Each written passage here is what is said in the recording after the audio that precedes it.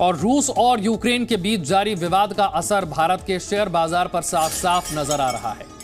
1000 अंक गिर गया है सेंसेक्स, खुलते ही 1000 अंकों की गिरावट। ये बहुत बड़ी गिरावट है। रूस और यूक्रेन के बीच जो विवाद और तनाव चल रहा है उसका असर पिछले दिनों भी शेयर बाजार में देखने को मिला था और आज तो इसका असर और भी बड़े पैमाने पर नजर आ रहा है। भारतीय शेयर बाजार में बहुत बड़ी गिरावट है। ये रूस और यूक्रेन के विवाद का असर, सेंसेक्स 1000 अंक गिर गया है, निफ्टी 250 से ज्यादा अंक गिर गया है। बीएसई और एनएसई दोनों पर इसका असर नजर आ रहा है।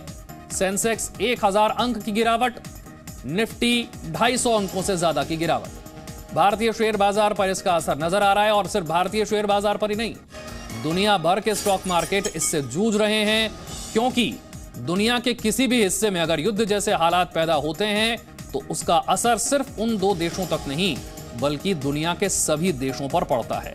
और ऐसे हालात जहां पर दुनिया की दो महाशक्तियां शामिल हों, यानी कि अमेरिका और रूस, जहां पर आमने सामने हो, विवाद और तनाव भले ही यूक्रेन और रूस का है, लेकिन अमेरिका, यूरोपीय यूनियन और ब्रिटेन जैसे पश्चिमी देश भी इस वक्त रूस के सामने है।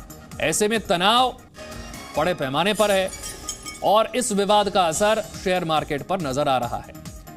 जब आशंकाओं से भरी स्थिति होती है तो मार्केट पर इसका असर नजर आता है। जो इन्वेस्टर्स हैं उनका सेंटिमेंट क्या है वो आप इन गिरावट को देखकर समझ सकते हैं। लोगों में अगर डर है, सेंटिमेंट भय का है, तो शेयर मार्केट से पैसा बाहर निकाला जाता है। और क्योंकि अब किसी भी देश का शेयर बाजार जो है वो सिर्फ अपने देश की स्थितियों पर निर्भर ना होकर पूरी दुनिया में किस तरह की स्थितियां हैं, अलग अलग देशों में क्या हालात हैं, उस पर भी निर्भर करता है। ऐसे में रूस और यूक्रेन का तनाव भारत के शेयर बाजार पर भी असर डाल रहा है और इस बात की आशंका पहले ही जता दी गई थी।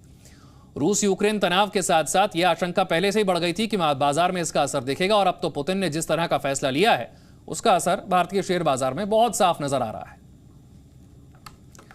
तो पिछले 12 घंटे में ऐसा हुआ क्या है कि स्थितियां बहुत तेजी से बदली हैं, इसे समझने की कोशिश करते हैं। रूस यूक्रेन के विवाद में पिछले 12 घंटों की अहमियत क्या है यह समझिए।